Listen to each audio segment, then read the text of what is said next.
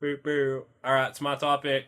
I'm talking about Project Octopath Traveler. We got a demo. If you watched the Nintendo Direct last week, um, Square Enix released a demo on the Switch store, and it's a Switch-only game that's going to be coming out in 2018. They haven't given an exact date yet, but It's still not verified that that's going to be the final name. oh, it's not. It's a working title, is what they said, and I hope it Yeah. changes because it's kind of stupid. But Yeah, it is a little silly. But so basically, the whole spiel about the game is that you take turns playing 8 different characters, the protagonists of the game, and I get the trailer and some of the artwork in the demo even kind of implies that you're going to like form a party with all of them at the end, or by the end of the game, or maybe like a few groups of them or something like Yeah, that. they've definitely shown like parties with more than one of the protagonists in it. Yeah, so maybe they'll all gather together. Maybe they only will at the final boss or whatever. But it's very much your love letter to SNES, their SNES era JRPGs. So stuff like Final Fantasy, obviously 4 through 6, Chrono Trigger. Yeah, it's very interesting looking. Oh yeah, the art style is very much. If any of you ever played 3D Dot Heroes, do you remember that No. game? It was basically a kind of weird pixel art 3D version of Yeah, I think Zelda 1. I And think they call this one HD 2D. Yeah, 2D HD, and it kind of has the same style as that 3D Dot Heroes game. So, but the way the game plays is, yeah, very SNES era style JRPG. You got your turn-based combat. When you get in battle, the kind of mechanics of the battle in the game are enemies have weaknesses to elemental tops or certain weapons. So every enemy will have a shield value, and every time you exploit one of their weaknesses, the shield value drops by 1. If you get them to 0, then they are stunned, and then you can do lots of damage to them. And the way you can really rack it up is every time that you exploit a weakness, you get something called a boost point, too. And you can use your boost points to do multiple attacks equal to the number of boost points you invest. And characters also have special abilities and stuff, too, that'll do, like, one attack, but it does more damage, or this will buff your strength. Like, you know, your standard kind of JRPG abilities. They kind of grabbed that from the Shin Megami Tensei. Yeah, it is. It feels Whatever very. you call it. What it Yeah. actually reminds me a lot of is like Saga Frontier as well. A lot of people have compared it to Saga Frontier, Yeah. and I think it they're is grabbing very, all from all. Yeah, they're picking and choosing what they want to do. I don't remember. Yeah, the bigness and stuff. It's really cool, like Saga-y. So It's cool that you have a lot of different characters and they all have different ways of apparently working as well. Yeah, each character with special ability. Yep. So kind of like I compared it to Paper Mario. Outside of combat, each character has a way to interact with the environment, with characters.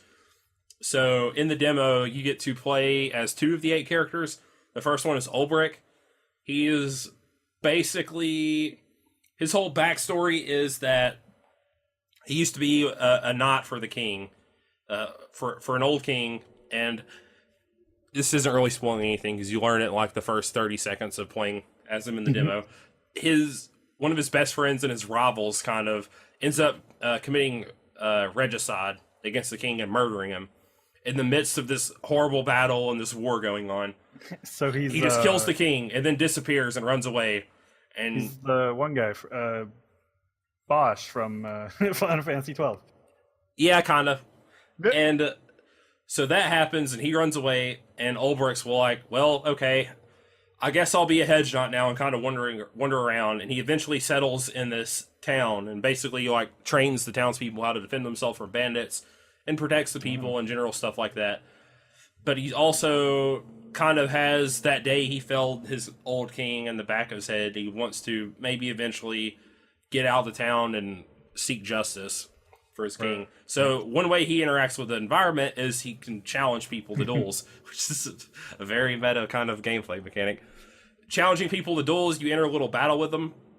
There's even when you push Y, it'll say, would you like to challenge this person? You'll say yes. And then it'll give you a difficulty rating. There's even, they range from 1 to 10. And there's even a level 4 person in the demo who I fought, and it took like half an hour to beat him. So God. you beat them to basically progress the story. So sometimes people might be like guarding the way you need to go, so you need to challenge them to a duel. When you beat them, they'll kind of like be stunned and laying on the ground. Or you can challenge people who might be blocking missable items. So I was able to, when I beat the guy who's a challenge 4, I was able to get a really good piece of equipment, like an accessory that like buffed your HP by like 100. And I was at like 300 HP at that point in time. So it made the rest of the demo part really easy. The other character is Primrose. Primrose is a dancer that's kind of like her class. You kind of have like a silhouette of a job system from like the old Final Fantasy games. Ulbricht's more like the knight, warrior, fighter kind of guy. Primrose is a dancer. Basically, her father was murdered by 3 mysterious assassins in the past. Her father was a lord, so she's nobility as well. And after he was murdered, she kind of abandons her house to find out who it was that murdered him. And in the course of her, basically her travels, she ends up becoming a dancer and a kind of slave to this magistrate, merchant, theater owner guy. And he makes her dance for her. And it's kind of, her story part was actually really dark, kind of. He like abuses the girls really badly. It makes them do horrible stuff. So you kind of, as her in the demo, you got to find a way to get out and keep pursuing your dad. And she's come to this town and gotten in with this guy because she thinks that maybe she can find out something about one of the assassins in the town. So her mechanic is allure. So outside of battle, you basically flirt with characters and they will end up following you around town or even into dungeons. And you can summon them to battle with you in dungeons if you have lured them. They'll show up for a few rounds and like fight for you and use a couple abilities and then go off. But they'll still follow you around. So you use them, you move them away from places you need to go or bring them to certain NPCs to progress the storyline along. So I enjoyed the hell out of the demo. Each character basically takes about an hour to do. I think I took a little bit longer with Primrose just because she was the first one I played and I had fun with the combat and was just messing around, running around and stuff. Like we were talking about earlier, they have the visual style HD 2D, which is pretty engaging. You get lots of really dynamic shading and lighting in the game. If you've seen the trailer at all, then you have probably seen like how the dungeon, like the torches and stuff, light the certain areas, and everything else is very dark and shaded very well. And the way the light reflects off the characters and the environments is it's a beautiful game. And it has the old sprite based, like 16-bit. They look very much like Final Fantasy VI sprites. I got a lot of Final Fantasy VI vibes when I was playing this. Like, I think I beat the Primrose when I got into Discord. Was like, this game is beautiful. I'm like, it's touching my FF6 nostalgia button really hard. I really can't wait to see what all the other characters do, how they interact, what their stories are. One of them looks like a priest, one looks like a roguish kind of character. Some of the other ones are a little bit harder to tell kind of what their abilities might be. But yeah, back when the Switch was kind of, they showed it off, I think back in January when it was revealed, Project Octopath Traveler was it had like a little 30-second spot, and I was like, oh, new Square Enix game. Oh, the art style's really cool. Okay, I'm kind of excited about it. But, with anything nowadays, if it's Square Enix, you almost kind of come into it with a little bit of doubt just because of the way they've handled their JRPGs. Yeah, it does not call. Yeah, it's not the same thing as like the years of Squaresoft, the golden age. But this is made by the same people who did Enix. Yep. It's made by the same people who did the Bravely games, so Bravely Default and Bravely Default 2. Or was it called something else? Bravely Default 2nd. Yeah, which I never got to play. I want to play them someday. They are good. Oh, and this is the same team, and it has the promotional art is all the Final Fantasy Tactics style art. That artist, the character designs are very much like the Ivalice, like Ramza style and stuff like that. And then when you get into the game, it looks a lot like Final Fantasy VI. So I think they were kind of like, let's kind of do something that's a love letter to our classic games. Some of the stuff like the real old boys like remember us from, and we're only going to put it on Switch. And man, this game has a lot of promise. I'm really, really, really excited for it now. I can't wait for it to come out.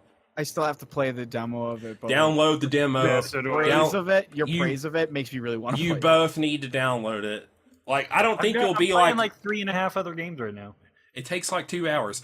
I don't think y'all be as excited as I am necessarily for it, but I think you'll both enjoy it. Because you both have a love for some of the old style Square Enix games. And it feels very much like they're like, with Final Fantasy now, we're go on, Mal. It looks very good. Like, I'm looking very forward to it. Yeah. Well, I think their MO now is with Final Fantasy, they want to keep pushing it in new directions and doing new things and experimenting with different stuff. They pretty much made that clear. Ever since even 10 9 was kind of their last hurrah with their old kind of development, their way of thinking with Final Fantasy. Yeah, they've always kind of pushed it. Like, it's just it got further and further pushed. Yeah, it started to really ramp up with 10, and then 12 is a lot different than the old ones. And I mean, 13 even 7 is different from for previous sure. ones. But I think Final Fantasy is still going to keep going in that direction. They're even saying now that 16 will be open world as well. Is I think what Tabata was saying. I believe it. So I'm fine with that. Sold really well. Yeah. For all gave them a lot of money. Well, I'm except pretty for sure. Japan, it didn't. It apparently wasn't all that liked in Japan. At least not as much as over here. But I don't. Yeah, I haven't looked at it, so I can't comment that far. But this is more, I think, like Square going, okay, we hear you saying that you really like the way our RPGs used to be. Right. Yeah. Other than like Dragon Warrior, you gotta take that out because that was an Enix game at first, and they do it now, but Dragon Warrior's never gonna change. But this is kind of their, okay, well, we can still do stuff like that. I mean, Final Fantasy just isn't going to be like that anymore. But you can still get stuff like this. You have like people used to work on Chrono Trigger who made I Am Setsuna, or making the other game that's going to come out soon. So, I mean, we're getting a lot of good classic JRPG love, and makes me really happy because I really love these games, and I think this is going to be a game I love. There's still some quality of life stuff they need to improve on. One thing I saw a lot of people complaining about the demo was that there's no cutscene skipping right now. So, like, I even died and figured out I had to grind on Primrose at one point. So I was like, okay, I'm going to gain a few levels, and then you couldn't push start and go through. There wasn't no, like, hold A for fast text or anything like that. In 2017, you should be able to skip cutscenes. Exactly. So it's good. And, that's a good thing Square's doing that they didn't used to do a few years ago. And it's a lot of things they did with 15. They put not demos a sacred out. cow that needs to be preserved. Yeah. They put out demos a lot now, and they're really good about listening to people's feedback on stuff who play their games. So I think they'll change that stuff. The game also has voice acting, not for every scene, but it feels pretty good to see like old style graphics and hear the voice acting and stuff like that, and it's actually really good. So I'm freaking super excited. Instead of them remaking FF6 now, I want them to redo FF6 in this style, but then put voice acting in it.